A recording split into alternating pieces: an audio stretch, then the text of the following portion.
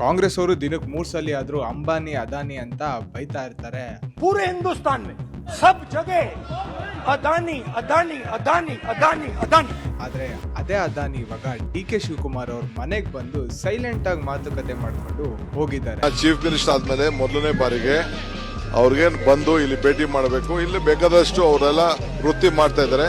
ಸೌಜನ್ಯಕ್ಕೆ ಅವ್ರು ಬಂದಿದ್ರು, ಭೇಟಿ ಮಾಡಿದ್ರೆ ಹೋಗಿದ್ದಾರೆ. ಆಕ್ಚುಲಿ ಅವರು ಒಬ್ರು ಬಿಸ್ನೆಸ್ ಮ್ಯಾನ್ ರೀತಿಯಲ್ಲಿ ಬಂದು ಹೋಗಿದ್ದಾರೆ. ಆದ್ರೆ ಅವರು ಯಾವ ವಿಷಯಕ್ಕೆ ಬಂದಿದ್ರು ಅನ್ನೋದು ಇನ್ನೂ ಸಸ್ಪೆನ್ಸ್ ಆಗೇ ಇದೆ. ಇಲ್ಲಿ ಕಾಂಗ್ರೆಸ್ ಅವರ ಡಬಲ್ ಸ್ಟ್ಯಾಂಡರ್ಡ್ ವಿಷಯ ಏನಂದ್ರೆ, ರಾಹುಲ್ ಗಾಂಧಿ ಮತ್ತೆ ಕೆಲವೊಂದು ಕಾಂಗ್ರೆಸ್ ಲೀಡರ್ಸು ಯಾವಾಗ್ಲೂ ಮೋದಿ ಅವರು ಅದಾನಿ ಮತ್ತೆ ಅಂಬಾನಿಗೆ ಈ ದೇಶನ ಮಾರಿದ್ದಾರೆ ಅಂತ ಟೀಕೆ ಮಾಡ್ತಿರ್ತಾರೆ. नरेंद्र मोदी जी के भगवान अदानी हैं. सीधी सी बात है, जो अदानी जी उनको कहते हैं वो नरेंद्र मोदी का. ರೀಸೆಂಟ್ ಆಗಿ ಇವರದೇ ಗವರ್ಮೆಂಟ್ ಇರೋ ಕೇರಳದಲ್ಲಿ ಸಿಎಂ ಅಫಿಷಿಯಲ್ ಆಗಿ ಅದಾನಿ ಪೋರ್ಟ್ಗೆ ಚಾಲನೆ ಕೊಡ್ತಾರೆ.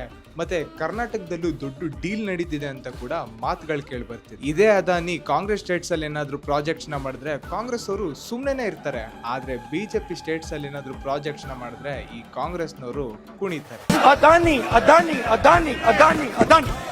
ರಾಹುಲ್ ಗಾಂಧಿ ಅವರ ಮತ್ತೆ ಕಾಂಗ್ರೆಸ್ ಪಾರ್ಟಿಯವರ ಈ ಡಬಲ್ ಸ್ಟ್ಯಾಂಡರ್ಡ್ಸ್ ಬಗ್ಗೆ ನೀವೇನ್ ಹೇಳ್ತೀರಾ? ಕಮೆಂಟ್ ಮಾಡಿ ತಿಳಿಸಿ. ಹಾಗೆ ನನ್ನ ಫಾಲೋ ಮಾಡೋದನ್ನ ಮರಿಬೇಡಿ.